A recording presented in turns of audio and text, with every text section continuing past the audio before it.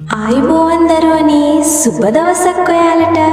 මම අද ඔයාලට කියලා දෙන්න යන්නේ ලස්සන කතාවක්.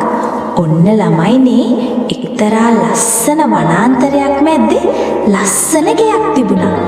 ඒ ගෙදර හිටියේ කවුද දන්නවද? පුංචි පවුලක්. ඉතින් ඒ පවුලේ හිටියා අම්මයි තාත්තයි පුංචි පුතයි දුවයි. මේ ඉන්නේ ඒ ලස්සන පුංචි කුමාරයා.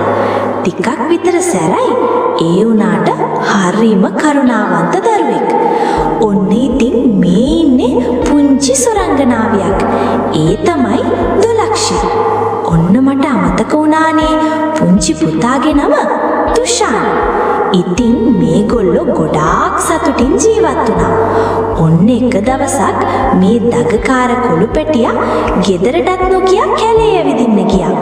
ඉතින් ඔහොම ඇවිදගෙන යනකොට පොඩි සද්දයක් ඇහිලා චණ්ඩියා බය වෙලා බලනවා. ඔහු දකිනවා ගහකට මුවා වෙලා බලන් ඉන්න අමුතු යාළුවෙක්. මෙන්න තුෂාන් දුවනවා.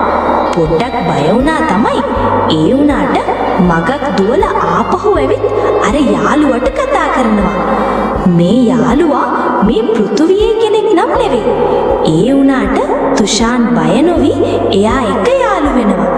ඉතින් මේ යාළුවත් එක්කගෙන ගෙදර ඇවිත් නංගිවත් එකතු කරගෙන ආපහු කැලේට යනවා.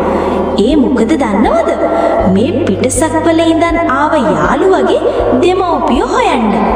බලන්න පොඩි උනාට මේ දරුවෝ දෙන්න කොච්චර හොඳද කියලා නේද? ඉතින් ඔය විදිහට තුන්දෙනා කතා කරමින් කැලේ යනකොට මෙයාලගේ පස්සෙන් එනවා විශාල මකුළුවෙක්. මේ තුන්දෙනා හොඳටම බය වෙනවා. ඔන්න චණ්ඩි ටික දුවනවා. ඉතින් ඊට පස්සේ මොකද උනේ දන්නවද?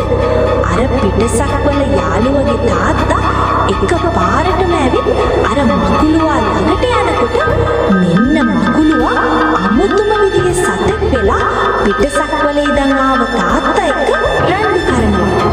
ඒ තාත්තා පොඩ්ඩක්වත් බය නැතුව අර සතාට ගහලා බිම දානවා.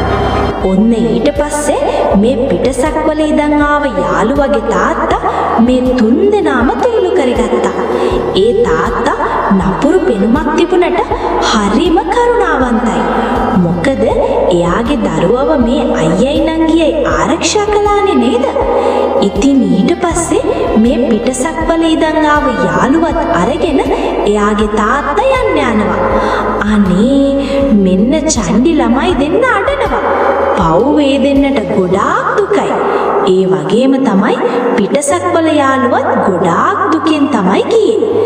මේ අතරේ මේ දරුවෝ දෙන්නගේ අම්මයි තාත්තයි මෙයාලව හොයාගෙන එනවා. ඉතින් වෙච්ච සිද්ධිය අම්මටයි තාත්තටයි කියමින් ගෙදර ගියා.